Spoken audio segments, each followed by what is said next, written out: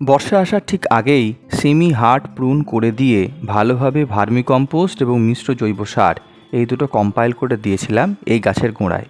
তারপরে দেখো প্রচুর পরিমাণে কিন্তু নতুন ডাল এসেছে এবং নতুন পাতাও ছেড়েছে। বুগেনভিলিয়ার এই ভ্যারাইটির নাম হলো অরেঞ্জ ডফিন।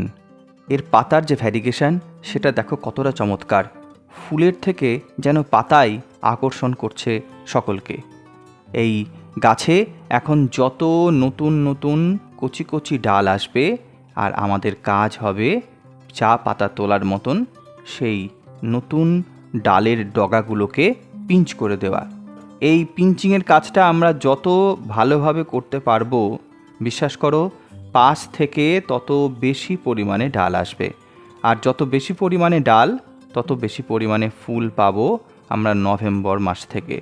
মাসে একবার করে 1 চামচ বা 1.5 চামচ মতো মিশ্র জৈব সার দেব আমরা, যাতে গাছের পুষ্টির কোনো অভাব না হয়। আর প্রতি 15 দিন অন্তর অন্তর ফাঙ্গিসাইড স্প্রে করে যাব এই বর্ষায়।